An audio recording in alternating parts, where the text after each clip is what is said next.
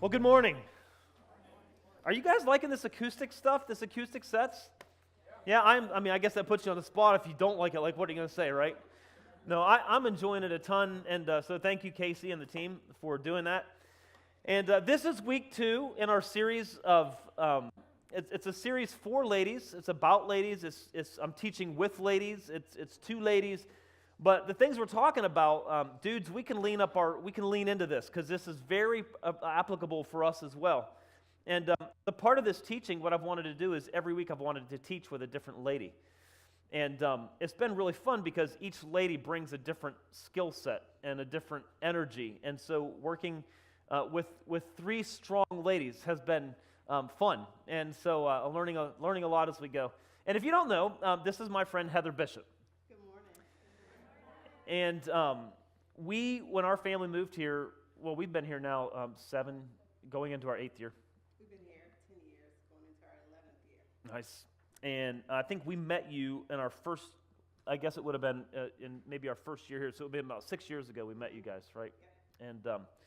And we've been friends ever since. If some of you may remember a couple of years ago, Quinist, Heather's husband, we did a series up here. We did something similar. I think I was on that side and he was on this side, so this is kind of weird. But we did a series called The Hate Among Us. It was when Ferguson, the craziness in Ferguson and racial tensions they're still high, quite frankly, but when they were just like all over the news, we sat down and had a conversation that was a really insightful, and people texted in questions. We went 2 weeks. That was a really good series. It was. Right. In fact, we had only planned to do that 1 week, but it went like so good we did it 2 weeks, so we'll see what happens with us, right? Right. So, Heather she's an insightful lady. She's funny. She's passionate. She's dedicated to growing her faith and investing in her family and friends. And when putting this series together, just super excited about the opportunity to sit side by side with Heather and teach. And so thank you very much for saying yes. And so I want to give Heather a chance to tell a little bit about herself. On the picture on the screen here, you'll see a picture of her family. Yeah, that's my family. So Quintus is the one hiding in the back of the baby in his arms. And over to the left of them is our other Quintus, who will be going off to college in August. And then we have Haley and Davis, and that's me in the middle. So those are our 4 babies. And we've been in Arkansas, like I said, about 10 years. Came from Memphis, Olive Branch area. I am a nurse. So I see lots of disappointment. Even in my job, I see people who are disappointed. So this was such an honor to have Paul ask me to come and speak and to trust me with his congregation to speak about disappointments. But I'm excited to be here. I think God is going to do something wonderful through this conversation, and we're looking forward to seeing what that is. Might turn into 2 weeks. You might. We'll see. So that's what we want to talk about today. We want to talk about disappointment. And we're going to talk about how to deal with disappointment, because the truth of the matter is, if you've lived at all, right, and you're honest, you've been disappointed. And disappointment, just the range of it can be such a big range. This week we went to PW's. Listen, I'm gonna be honest with you. We have a couple in here who owns Sweet Frog, so I wasn't even going to use this illustration. So I confess, that I went to PW's this weekend for ice cream. They have really good ice cream. Half of my family wanted to go to PW's, if that makes a difference, okay? Or Sweet Frog, sorry. So we went to PW's, and I always get their chocolate banana concrete, all right? Basically, they take chocolate ice cream, put banana in it, mix it all up, and it's just really good. I never get anything but that. And this week I thought, well, I'm going to mix it up a little bit. I'm going to just try a Snicker concrete, right? And I did, and it was horrible. I was so disappointed. Like, this is crap. I didn't even finish it. I actually gave it to my kids because it was crap, right? That's a good dad there, but. So yeah, that was disappointing. But then, and that's kind of an insignificant disappointment, right? So like last night I went upstairs, and we have this rule with our kids, like you cannot have technology upstairs. And so I went in to tuck in one of my kids, and I went to like lean down and like hug her and give her a kiss, and my arm landed on something solid. And it was an iPad. And I was disappointed, right? but again, in the world of like, that's not that big of a disappointment, but it is a disappointment, right? And then there's like more significant stuff. Yeah, the iPad thing strikes home. With two teenagers in the house, we're constantly fighting that battle, and so there are those little disappointments. Like, I'm disappointed that my son decided that today would be his first day to go to his new job at 11 o'clock. I'm disappointed about that, but we'll get that straight with him. But in the big realm of things, yeah. So in the big realm of things, when we think about disappointments, and I look back over my life at some of the most significant and life-changing disappointments that I've had. I can go all the way back 14 years. 14 years is when I can most vividly remember the angst that came with being pregnant and getting bad news. So Haley is my only girl. I was praying for a girl. I was like, God, I have this boy, I need a girl, and then we'll be done. So as you can see, we had 2 more after that. So God was like, yeah, that's what you think.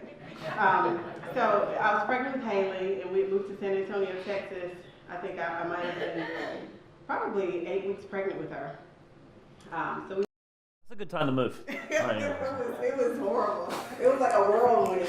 But my husband was in a new job, so everything was new. Doctors were new, interstates were new, having to find your way around. And so as we're progressing through the pregnancy, we got a call one day. So you do these markers when you're pregnant. So you have these markers that say whether the baby may have this, may have that. So I get a call one day at home, and they said, well, we think your daughter may have Down syndrome. And I didn't know what to do with that information. It was like a kick in the gut. And then the doctor says, well, you still have time to decide whether you want to terminate the pregnancy. And I thought, well, why in the world would I do something like that? Why would she even suggest it? But I know as a medical professional, she has to give me options. So we went through all these amniocentesis. We went through so many tests and so many things while I was pregnant with Haley. And then I got a call one day, so I'm going about my merry way. I get a call from the doctor after the amnio is done and all these other tests, and they say, well, she's failing to thrive, and we need to take her in 2 days. I'm here by myself, not by myself, but with my husband. He's at work, and I'm hysterical. I'm hysterical because I'm at home by myself. And so I didn't really know what to do. Call my mom, call Quintus, call my friend, they were praying. And then I had to stop and think, okay, so where do we go from here? Even with the Down syndrome, I had already made up my mind that this pregnancy is going to go to term. Whatever comes, whatever God gives me is what he wants me to have. And I made that determination in my mind, and I would not waver from that. And then, once you get kind of settled with figuring out, okay, I'm good here, then something else comes. And so disappointments are not something that you have a disappointment and then 2 years later you have another one. It can be a series of, just roadblocks and walls that you run into. So, I think it was a Wednesday when they called and said we want to take her on a Friday. Called my mom, she flew in on Monday. We had Haley, and I had a C-section to get her out, and the room goes quiet. And you just kind of hear like whispers, and they figure out that she's premature. She should have been, doctors are great at what they do, and I'm not taking anything away from medical professionals, but that was a shock to everyone, including the doctor. So they whisked her off to NICU, put a feeding tube in, put her in an incubator, and that, again, was devastating. And you think, okay, well, I'm past this disappointment, so now things are going to go well, and they didn't. So even when I left the hospital, I didn't get to take Haley home with me. We'd have to scrub in and go see her in NICU. Didn't get to take her home with me. But if you see Haley today, she's phenomenal. I was given the news that she'll always be a little bit behind. She, may be more prone to illnesses, what have you. But Haley is thriving, and she's doing well. If you want to know more about her, see me after service. I can tell you all about the great things about Haley. So, that disappointment strengthened my faith. I learned a lot through that pregnancy and through that time of getting bad news. And I decided that no matter what is going on in my life at that point, or whatever point I'm at, I'm going to trust God to lead me through it. And so we got through that. We had another baby. We had Davis. Everything went really well with him. And then we come to Titan. And at that time, I was 38 years old. And I'm sitting in the doctor's office. So first it was a huge surprise to us. Yes, we know how babies are made, but we were still really surprised because I had previously been told that my ovaries are drying up. So that so I'm thinking, oh, I have any more kids. But I was considered advanced maternal age. So they sent me to a place in Ballantyne to have an ultrasound done. And I just finished my peds rotation. I was in nursing school when I got pregnant with Titan. Just finished my peds rotation. One of the babies that I was working with at Levine's had coded. So that was traumatic in itself. So his little heart stopped and this huge team rushes in. And so all these things, and you see these parents at Levine with really, really, really sick children. So in the light of having this ultrasound and dealing with Levine's, the ultrasound tech is doing the ultrasound, and at first she's really talkative. She's really talking to us and going, well, there's this and there's that. And then she gets a little bit quieter. And the screen looks a little different. You don't see all the colors lighting up like they were before. And she goes, I'm really sorry to have to tell you guys this. And we're like, tell us what? And she says, well, I don't see any blood flow on the right side of his heart. Oh, heartbroken. Absolutely devastated. And I am in tears, and you see it's still really an emotional thing. And I think it's even more so emotional because he's well today, and I look back, I remember calling my sister and having a conversation, and she says, remember what they told you about Haley? I do. She was like, and look at her today. And so I had to remind myself of what God had already done in our lives. I didn't know how it was going to turn out. We went to Levine's to get echocardiograms, I think every week. My husband drove me to Levine's every week.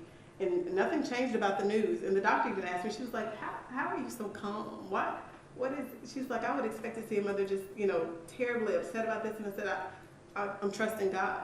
I'm trusting God to have my baby's best interest at heart and to have my best interest at heart. And so whatever comes, we're going to be okay.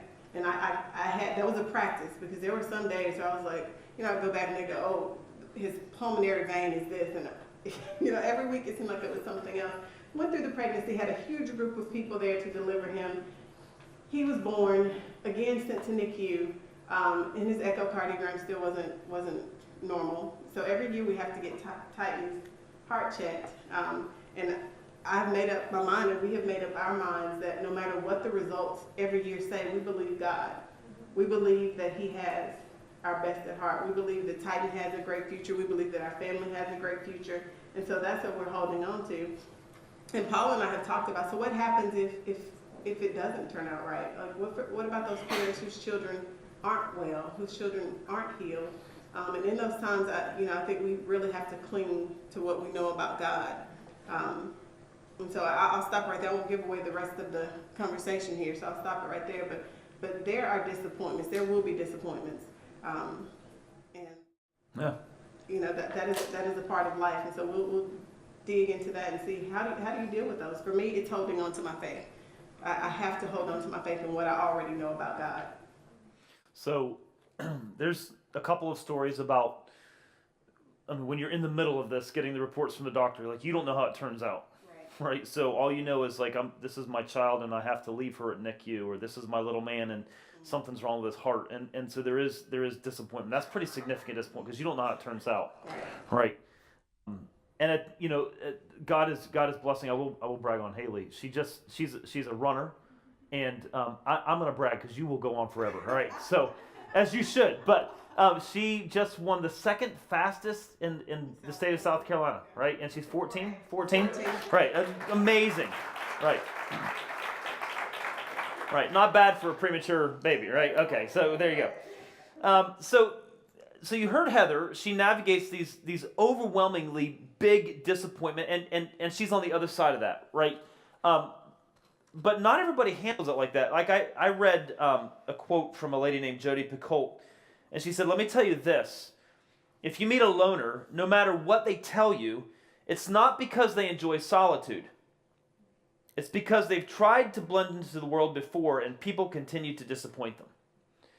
And so a lot of people go through life and they've had a disappointment, and they make this decision rather than go through that again.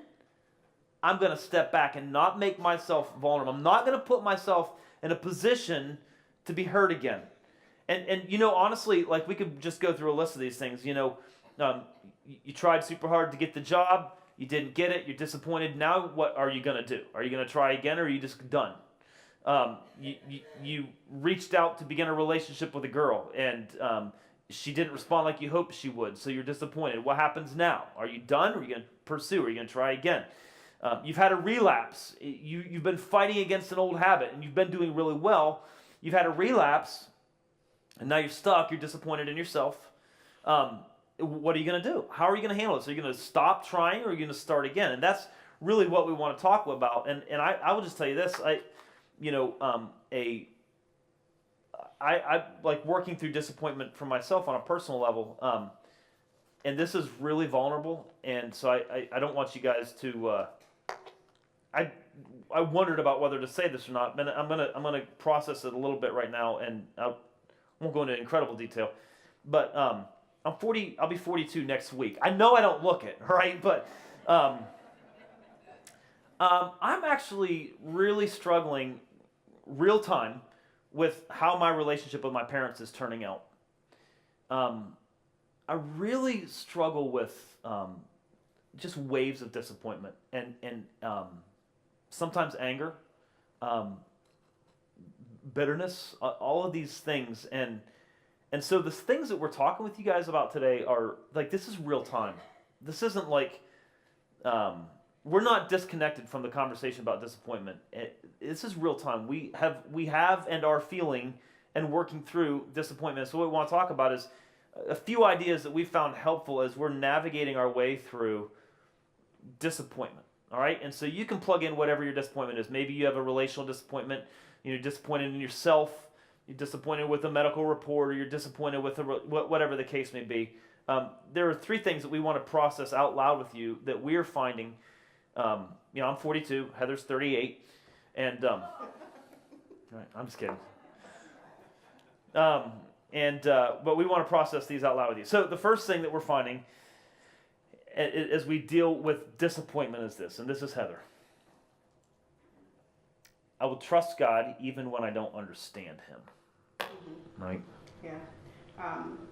Because I don't always understand what God is doing. But I know that He's working something in my life. That what I'm going through is for some reason. You look at whether it's a job or whether it's, facing disappointment, in my own life. We've had, oh my gosh, it has been a roller coaster for us with Quinnis in college and sports and where he's going and what he's doing. And that is a really difficult walk. And, when your kids are disappointed, that affects you as well. So you, as a parent, have double disappointment. You got to deal with the fact that your kids are disappointed in things, and then you're disappointed because they're disappointed. But even when I don't understand what's going on in the realm of my life, I can trust that God has a good plan for my life. One of my absolute favorite scriptures is... Well, let's just say this. One of the reasons we want to just kind of break this down, I will trust God even when I don't understand Him, right? And there are plenty of times. Is there anyone that always understands God? Right? Is there anyone in here that frequently doesn't understand God? Right, there you go. I mean, things happen in life and we look on, we're like, that doesn't make any sense to me. But we feel like one of the decisions that help us navigate disappointment is this one. I decide to trust God even when I don't understand Him. And here are the couple reasons why. I will trust Him because He says He has a plan for my life. This is what God says. I have a plan for your life, and I choose to believe that. Like, God says to me, I have a plan for your life, and I can say, I don't believe it, or I can say, I do believe it. And we're choosing to believe that. And this is the verse that Heather was going to talk about. Right. So Jeremiah 29:11. I know the plans I have for you, says the Lord. They are plans for good and not for disaster, to give you a future and a hope. And that speaks volumes. So even if we don't know what those plans are, we can't sit down and write them out and say, okay, God is planning this, God is planning this, and then this next and this next. He has already declared over us that He has a good plan for our lives.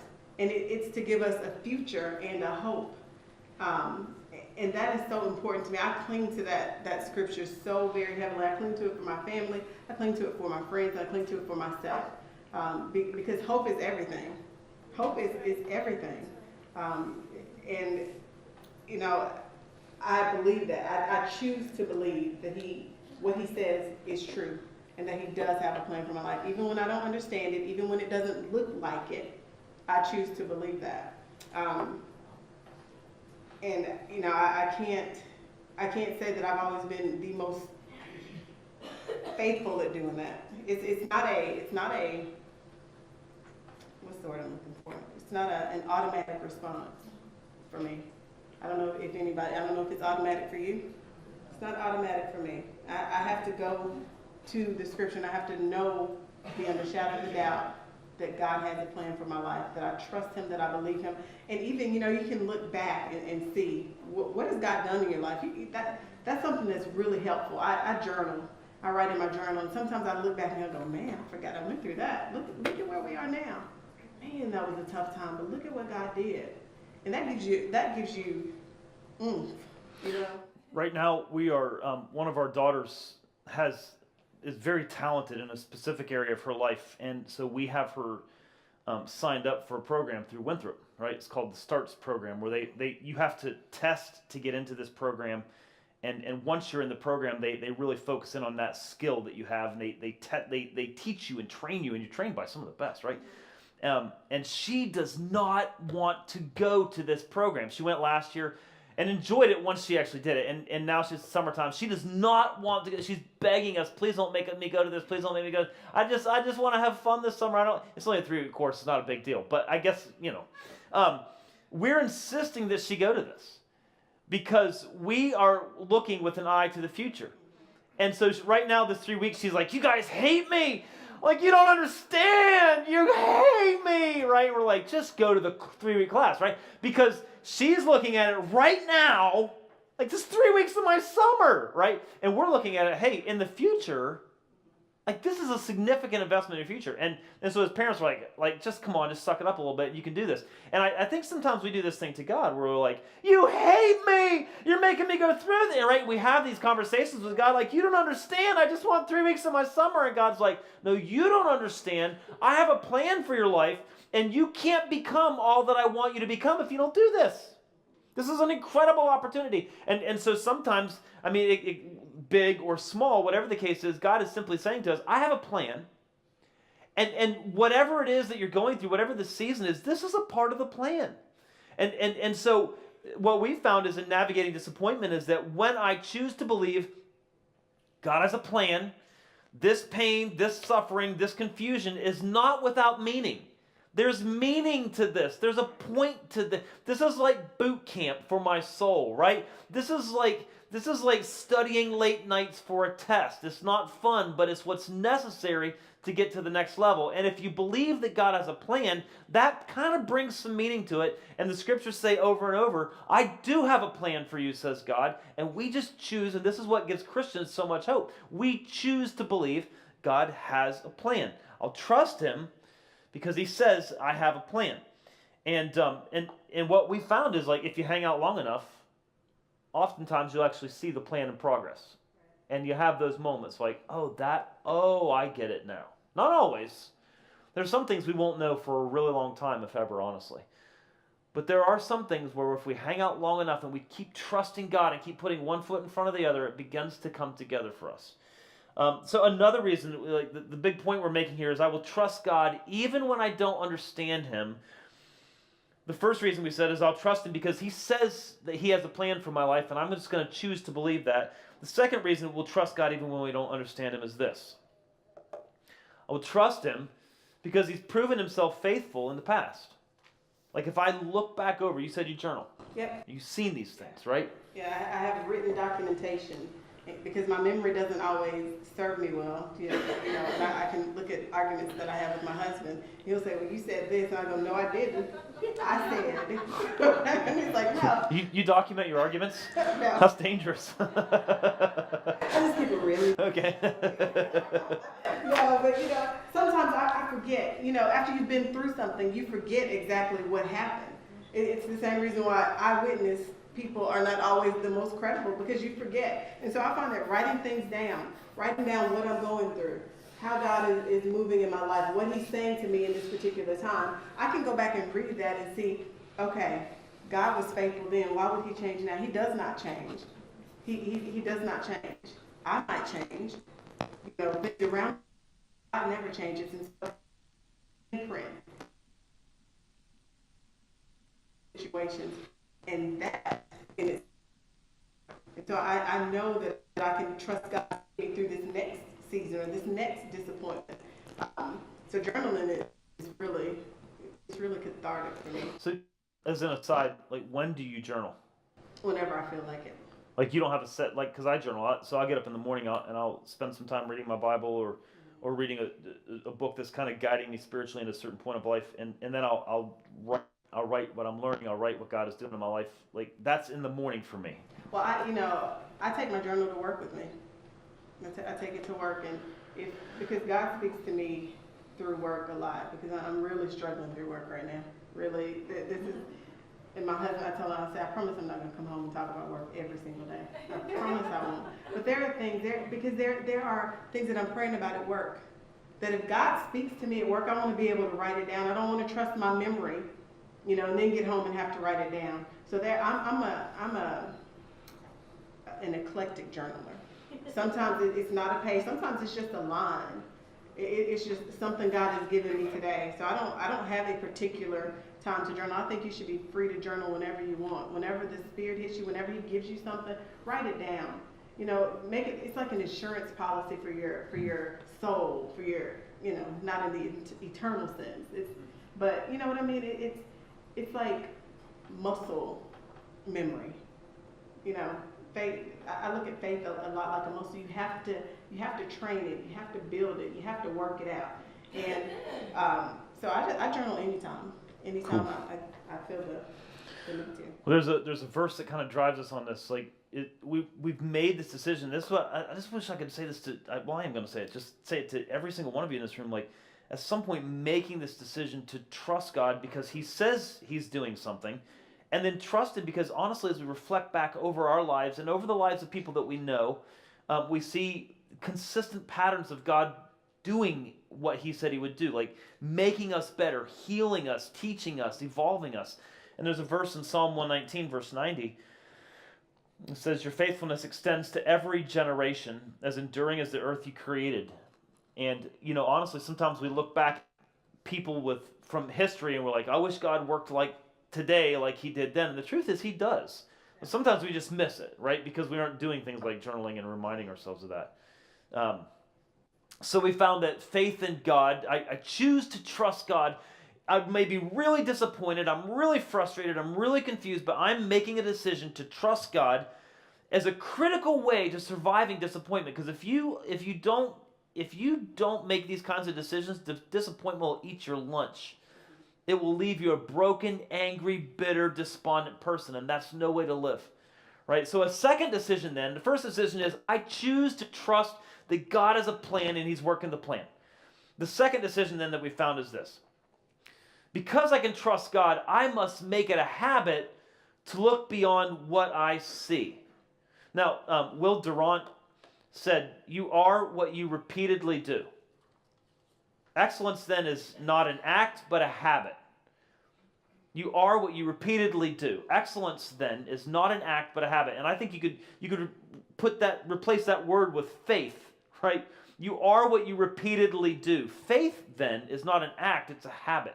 Honestly, this is something that if we're going to learn to trust God, it's not something that we decide in church on Sunday and then go home and it's done. It's not a set it and forget it kind of thing. You can't automate faith.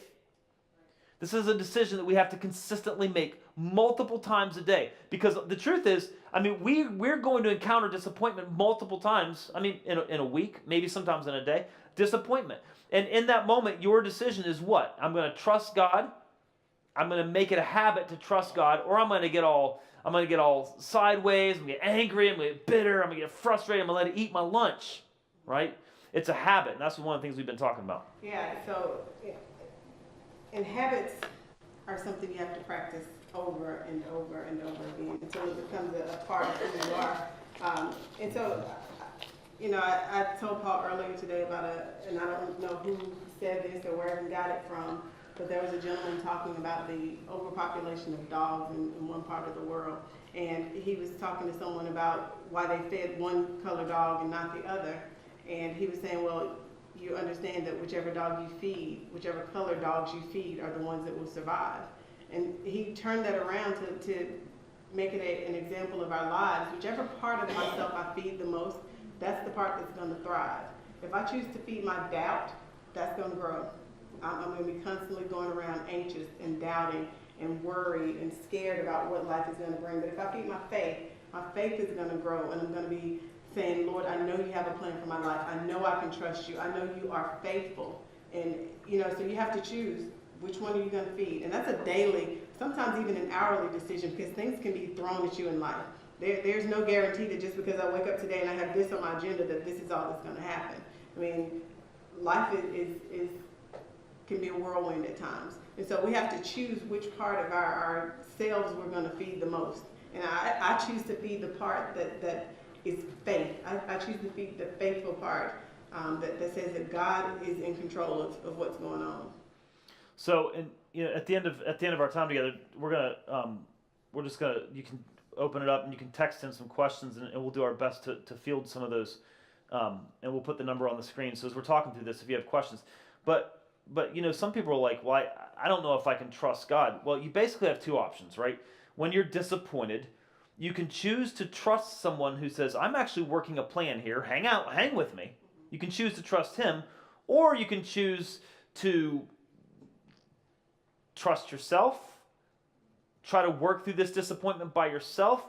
And the truth is, most of us, if we're honest with ourselves, when we try to navigate disappointment, whether it's relationships or financial or physical or whatever it is, we try to navigate disappointment by ourselves, it typically ends up destroying us. And God is here saying, like, you can trust me, will you?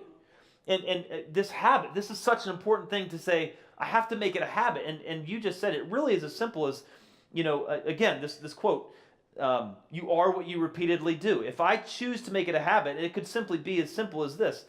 Choosing to say multiple times a day, God, I trust you. I do not understand this, but God, I trust you. God, I trust you. And in time, that actually, confidence in God, trust in God actually becomes a habit, as opposed to, riding down the road and rehearsing this disappointment in your head and being angry and being bitter and being frustrated and being disappointed, because that's a habit too, because that's what you repeatedly do, right?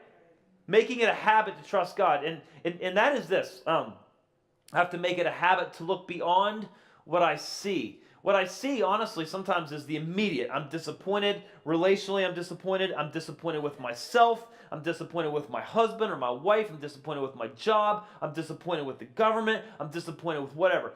St. Paul wrote something that was really insightful here in 1 Corinthians chapter 4. And so I want to read this to you. He said, we are pressed on every side by troubles, but we're not crushed. We're perplexed, but we're not driven to despair. Now, this is important because probably every one of us in this room can identify with the first part of the sentence, right? I've got trouble on every side, and I'm perplexed. I don't know if every one of us in this room can identify with the second part of the sentence. And in just a minute, I'm going to show you why St. Paul could say, it's true that in my life I have a lot of chaos, and a lot of disappointments, a lot of frustrations. I have a lot of those. But the second part of the sentence is true as well because of a decision that he made, and we're going to show you what the decision is. So he said, pressed, but not crushed, perplexed, but not in despair, hunted down, but never abandoned by God, knocked down, but we're not destroyed. He said, though our bodies are dying, our spirits are being renewed every day. And this really is, again, the result of a decision. He said, look, if you were to look at me on the outside, you would say, that guy has really got it rough. Now, the truth is, if every one of us got in a circle and told our story, some of you might have it going on so bad right now that the rest of us would look at you and be like, your story just made me feel really good about my life, right? And I look at Paul's story and I'm like, that guy, he had it going on. But he figured something out. He said, though the outside is going crazy, the inside is getting stronger. It's getting renewed. And it's the result of a decision I made. When I'm disappointed, I'm not going to focus on what's happening right now. Look what Paul said. For our present troubles are small and won't last very long. Now, stop for a minute. Think about this. The last, do you remember a couple years ago, the things that you were so stressed out about? I mean, this is what I think, a lot of times the things that stress me out so much right now, like a month from now, I probably won't even remember half of them, right? And that's what Paul's saying is look, all this stuff right now, it's just small, and it's not going to last forever. So the thing that you're disappointed with right now, the high likelihood is that it's going to go away and not be around forever. He said, yet they're producing for us of glory that vastly outweighs them and will last forever. In other words, all these problems on the outside are building something on the inside. What's happening on the outside will go away, but what's being built on the inside will not go away, and that's the result of a decision I made. He goes on. So, we don't look at the troubles we can see now, and this is the decision. Paul said, I'm not going to look at the things that are disappointing me, that are making me angry, that are making me frustrated. I'm not going to focus on those. Instead, we fix our gaze on the things that cannot be seen. For the things we see now will soon be gone, but the things we cannot see will last forever. All these troubles that you're going through, the disappointments, someday that goes away, but what's happening on the inside will stay forever. And so our prayer is that you make good decisions, so that the thing that stays is actually something that's healthy and strong and engaging and beautiful and winsome. Now, talk to us just a little bit about... You talked a little bit about getting away when you're in the middle of disappointment, when you're in the middle of frustration. You move away from that to talk with God. And what do you, what do you say when you're moving away from that disappointment is in your job or as a parent or with yourself, and you move away and you're alone with God and you're processing that?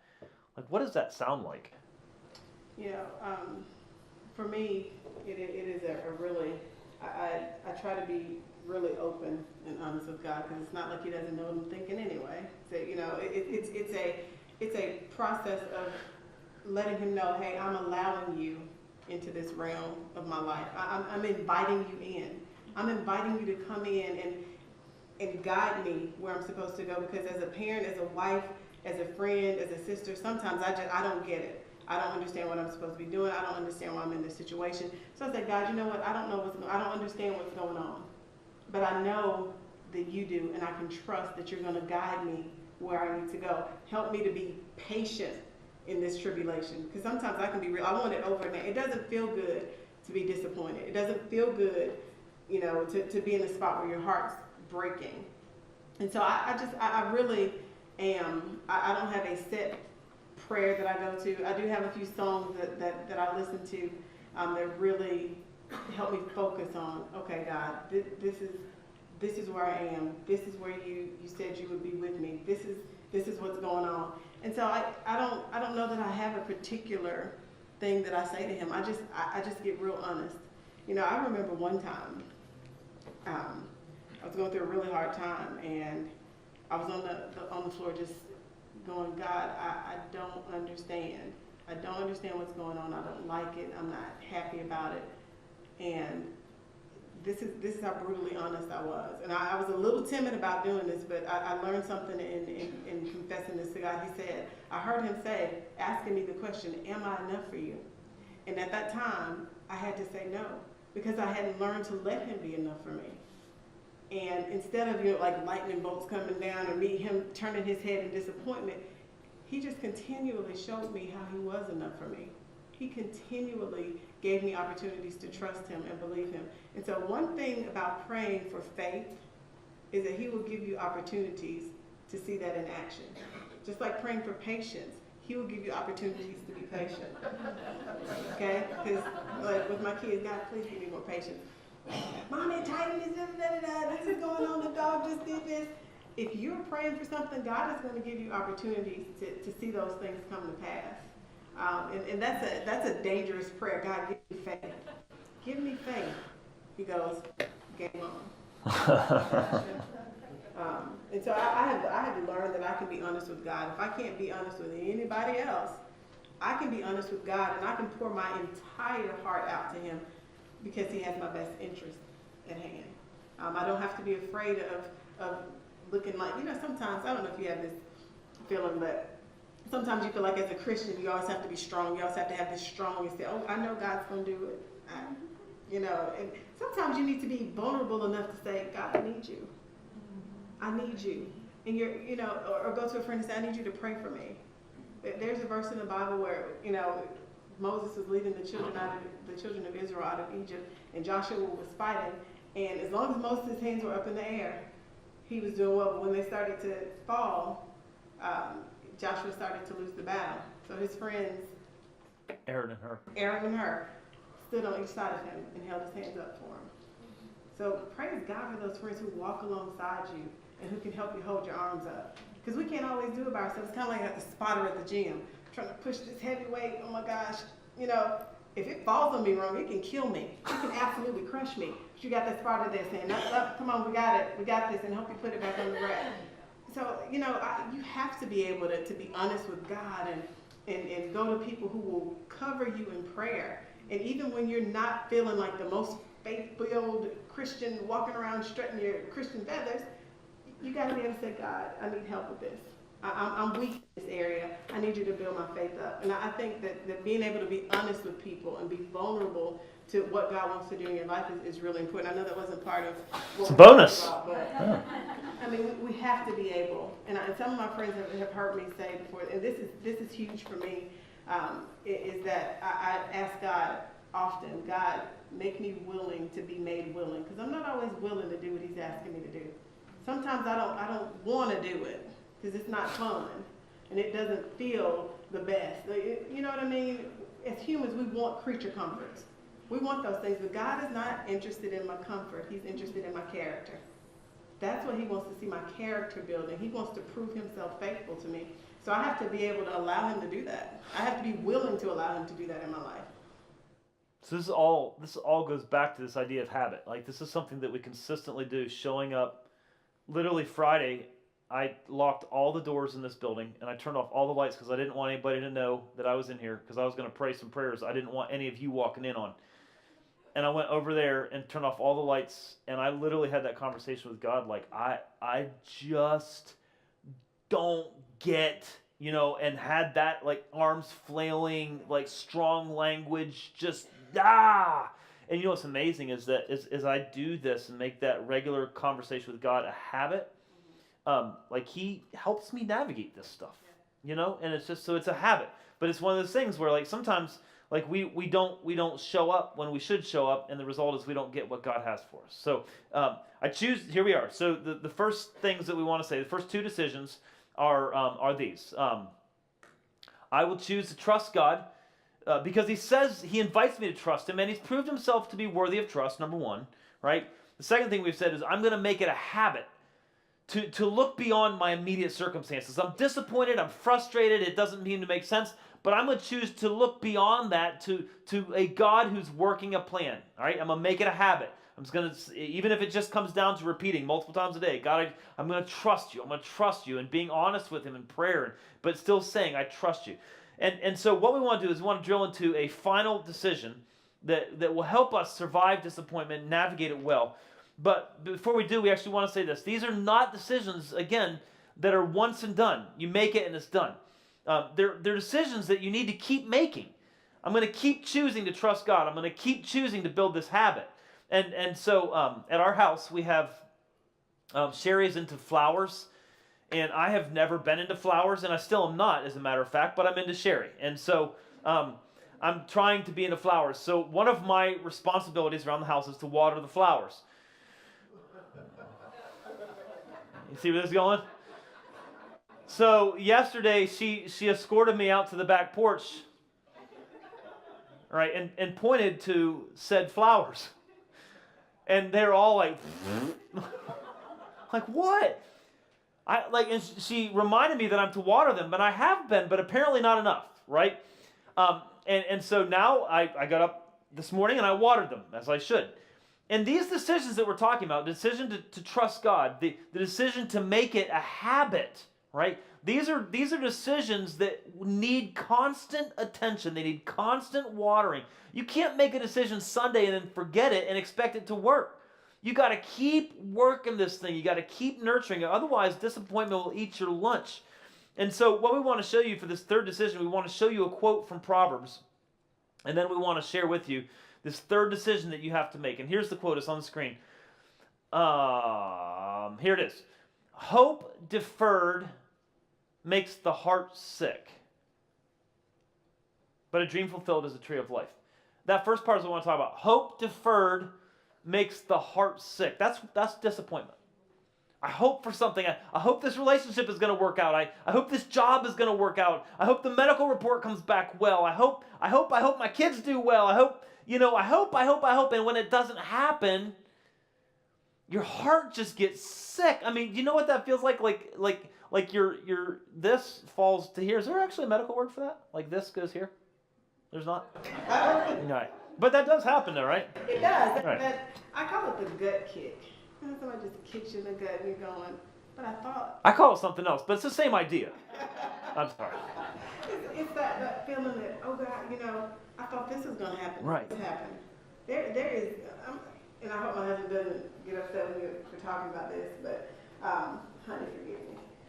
But that you know, we did Quinnis played football, and you know, there were some games where you left and we were like, oh, that was a great game, and then some games you left and you go, that was a kick in the gut. Why didn't this happen? Why didn't that happen? And you think, you know, he has so much talent, and you know, he has, even in track, he has so much talent. We see what he could do, but yet it's not happening. That's a sickening feeling as a parent. That is a sickening feeling to see your kids not living up to their potential, to not doing everything you know they're capable of. And so our hope for him is here, and he's kind of sitting here. He's like, I'm good. You know, but you know there's so much more in there. And so for us, our hearts are sick going, we know you can do so much more. And so our hope is being deferred until he decides he wants to get his rear in gear and do what he's supposed to do. But when that dream is fulfilled, we will be ecstatic for him. But in the meantime, I remember driving back from our state championship game, and we were thinking, what is going on? How do we navigate this with Quinnis and him getting ready for college? And I told Quinnis, I said, you know what? Even when he doesn't have the faith to see what's going on in his life, we have to have faith for him. We have to pray for him to eventually get to the point where he sees that God has a plan for his life. Because it's all great and fine for me to believe it for you, but you got to believe it for yourself. Right. You have to know God for yourself, because my belief in God will only take you so far. But there will come a point in time where you have to believe it for yourself. And you have to know that you know, you got to build that muscle. And hope does make you feel sick. It's kind of like a cardiac patient. When your heart's not pumping well, when it's not working well, you can't breathe well, you're slower, you can't do the things that you should be doing. It affects everything about you, and that's kind of like disappointment. It can seep its way into every area of your life. You might not think it will, you might not want it to, but if you're not careful, it can start affecting every avenue of your life. And Paul, I think you might have said this in one of your sermons. I have it written in a journal, but I did not give you credit in my journal. But it may be, and you can tell me whether you said it or not, but I wrote that just because I'm beat down mentally, I will not stop beating myself spiritually. And sometimes that's what we do when we're getting beat down physically and by the world around us. We tend to go into our shell and go, I can't handle this. I can't do this. And you kind of stray away from what you know. So go, you know, kind of ties back into the habit and hope deferred, making the heart sick. But we have to fight. We have to fight with that. We have to contend with what do we do with these dashed hopes. We take them back to God. I know recently we I felt like my parents had this incredible opportunity to show up big, and it wouldn't have required much, and we really hoped that they would, and they didn't. And literally, I wanted to cry. I wanted to cuss. I wanted to say mean things. I just, everything on the inside felt bad. Because there was this huge hope that you were going to show up and you were going to do this thing, which would have been so easy, and it would have been such a great investment in my family. And you're supposed to do that because your grandparents and your parents and you're right. And all of these hopes, and just hope deferred makes the heart sick. Now, here's what I'm realizing, right? I can dance with that. I can get into a heavy relationship with a sick heart, and it will eat my lunch. And what I realize is that there are a lot of people who have been disappointed, and they are dancing with the disappointment. There are a lot of people who have been let down, you've been disappointed, you've been lied to, and you know what the sick heart feels like, and you are holding it. Now, there's a decision that you have to make, and it's this. Solomon says in Proverbs 4:23, you guard your heart above all else, for it determines the course of your life. And I read this and I wonder how many disappointed people live lonely because they don't want to get their heart hurt again. How many disappointed people don't sing the song because they tried once and they were laughed at? How many disappointed people don't trust God because things they didn't understand and couldn't explain have happened to them and they thought, I'm not doing that again. They've embraced disappointment. They've embraced the sick heart. And I'm just telling you right now, if you choose to live with a sick heart, you've been disappointed in the past, and you choose to live with a sick heart, it's going to be a very, very crappy future for you. Because what happens to your heart, your psyche, your inner world, it's from there you make decisions, like the question, will I trust again? Will I love again? Will I dream again? Will I try again? And if you've chosen to embrace a sick heart, you're in trouble. And you know, that's the easy thing to do. It's the natural thing to do. The easy and natural thing to do. It is to go back to what I knew and what I know, which is, again, why journaling is so important. Because even when your psyche is telling you, give it, you know, it's just easier to sit here in this disappointment and stew over it, what could have been, what I should have done, how it should have been done. So easy to sit in that stew of anxiety and angst and sadness. But, you know, one thing that I know that you have to do is you have to train this. These two things have to talk. You know, because sometimes I have head knowledge, but it hasn't reached here yet. Like, I know it, but it hasn't reached here yet. And so it's a constant thing of what I know in my head. I know God is faithful. I know God is good. I know He has a plan. How do I get that into my spirit? How do I deposit that into my heart? And I think that's a miracle in itself. That's something God does. You know, I don't know that there's anything I can, you know, do to make that happen other than give my disappointments to God, give my broken hopes to God. And there's something, you know, one of my favorite phrases or words, whatever you want to call it. I look at you when you were a kid, you played with a kaleidoscope, and it's all these broken pieces, and you twist it, and it makes something really, really pretty. And I think that's what God can do with our broken hopes and our broken dreams and our broken hearts. Is that He says, "Give them to me. I can handle it. Right. Give them to me. Let me put them together and make something beautiful, which is you." Which is you. So I like to call that kaleidoscope love, because he takes all those broken things, all those hopes that were deferred, all those disappointments that you thought would kill you, and He makes something beautiful out of them. So I just real quick, and then we're gonna put a number on the screen, and we'll do 5 or 6 questions, because we don't want to be the last in line at Moe's. You know what's crazy? Every time I go to Moe's, they're like, "See you Sunday." Like, that's insane. All right, so just a quick, when it comes to guarding the heart, I just want to share just a handful of things that I'm finding are working. I'm going to do these quick, that seem to help guard the heart. I'm disappointed, right? And my heart feels sick. Handful of things that just seem to help guard that heart and not let sickness eat my heart. Forgiveness. Like, just working to forgive. And honestly, sometimes it's the hardest thing in the world to do. Especially now, and I've alluded to it a couple times now, just with my parents, right? Just disappointed, moving towards like just anger, bitterness, all of these things, but just choosing every day to forgive. And let me just tell you how a very simple way that I'm working on that right now. Every single morning I send them a text, "Good morning, Dad and Mom." You say it doesn't sound like a lot. You can't imagine how many mornings I don't want to send that text, right? But it's a daily effort to forgive, a daily effort to move towards healing in that. And I'm only saying that because you guys will probably never see them and they'll never listen to this sermon online. All right? If you saw them, I would never have this conversation with you. And if they listened to it online, I would never say it. But just forgiveness, choosing to forgive. Because what I find is when I forgive, my heart isn't as sick as it was before. And then the second thing I'm working on is understanding. And when I remember that hurting people hurt people, it helps me a little bit. And I look at them, I'm like, this isn't healthy. Like, this isn't healthy. What's happening here isn't healthy. And it could be that there's sickness in their heart. And that's why they're responding and reacting the way they are.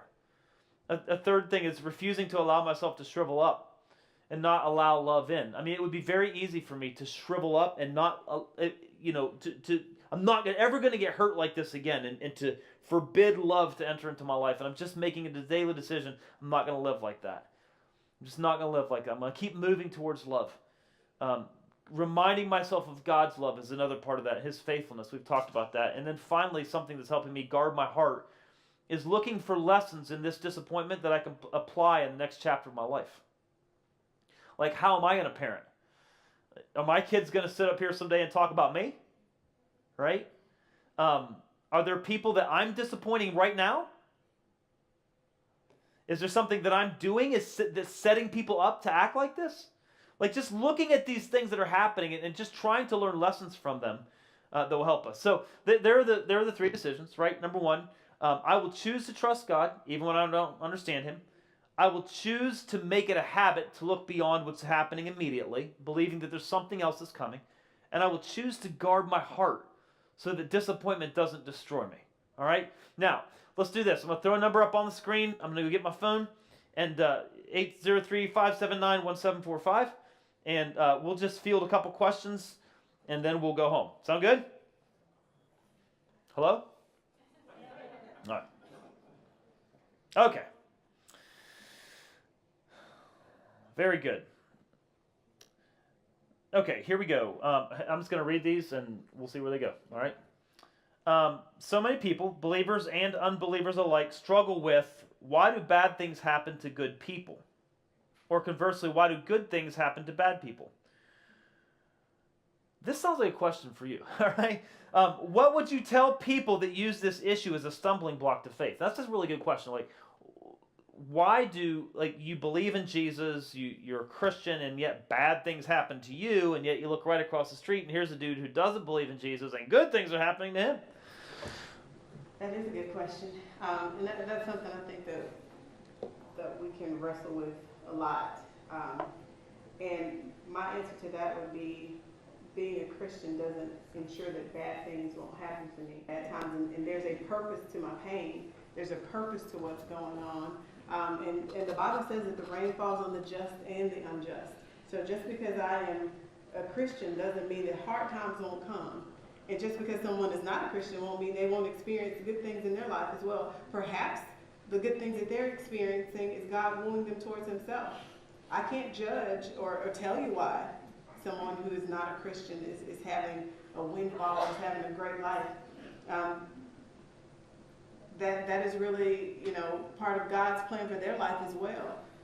But for me, being a Christian and still having bad things happen, I look at it as part of my growing pains, as part of who God is making me into. What am I supposed to learn from this situation? Because if I focus on what's going on over here, and I'm not focusing on what God is trying to teach me right here where I am, I'm going to miss something. We tell when running track, don't look straight ahead. Look straight ahead. Don't look to your left and your right.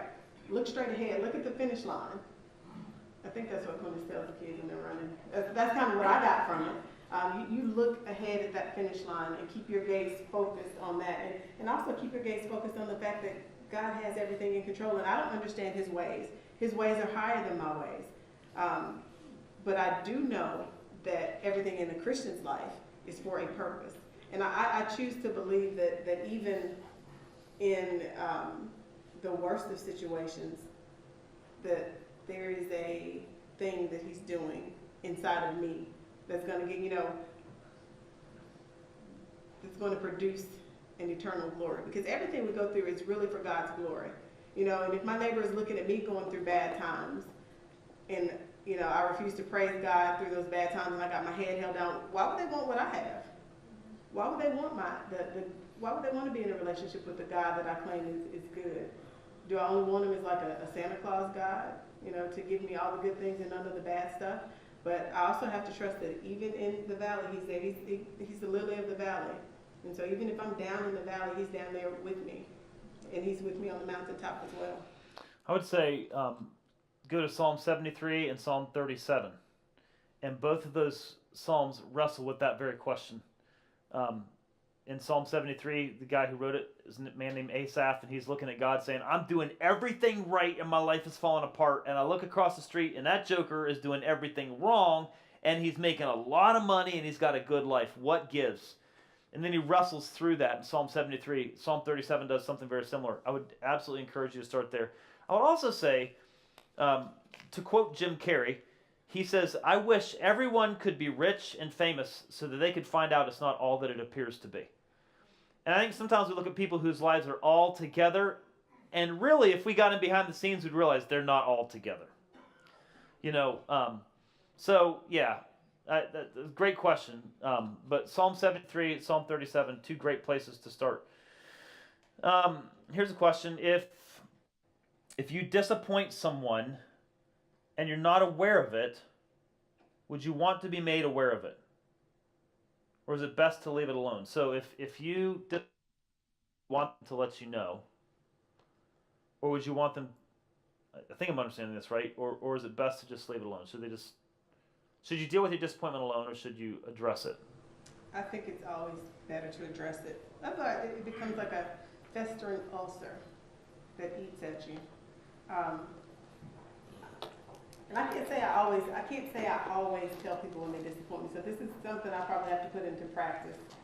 Sometimes I do choose to deal with the disappointment on my own.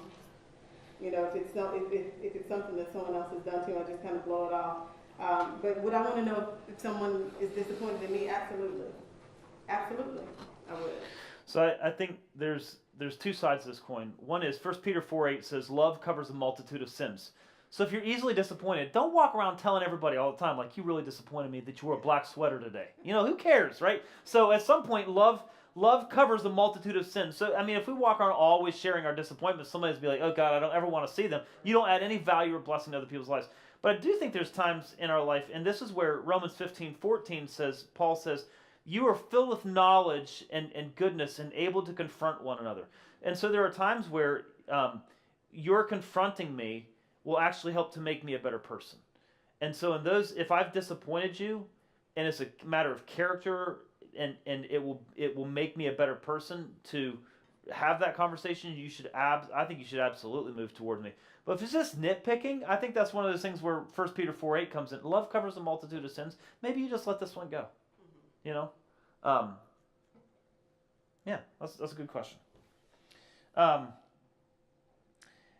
do you guide your older child to process hurt so they can work into healthy relationships?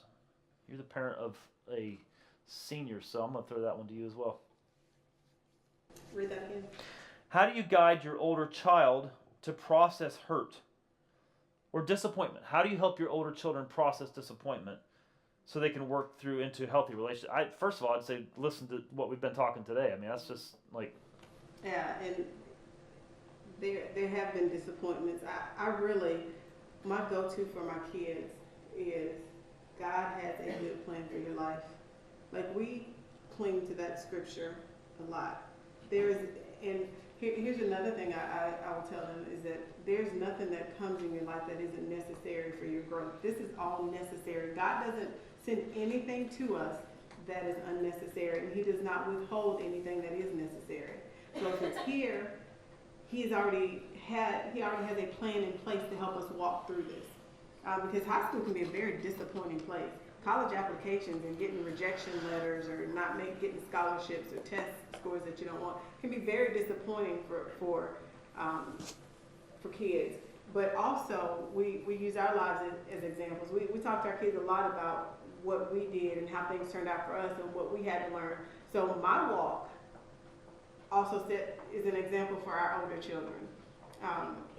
But that is our go-to is look at what's happened in the past. So Quintus has quite a few experiences about what happened back here, even in his 18 young years of life. He can look back and say, okay, this happened here, but now look. And I think that speaks to him as a male child. I think Haley's more of an emotional, I have to speak to her on a more emotional level, but concrete hard facts for Quintus. This is where we were 3 months ago. Now look at where we are. All right, so we're not gonna be able to respond to every question. This will be our last one, all right, and then the rest, if I haven't answered your question, we'll respond one-on-one. But I do want to hit this one because I think this is universal. During hard times, it often feels like God isn't listening. What then?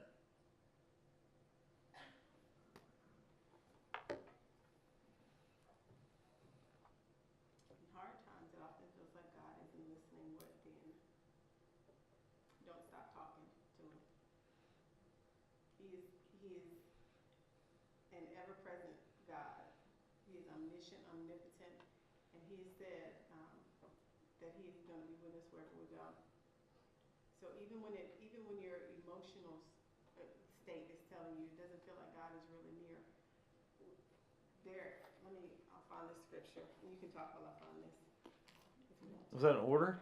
I was just like, yes, ma'am. No, I think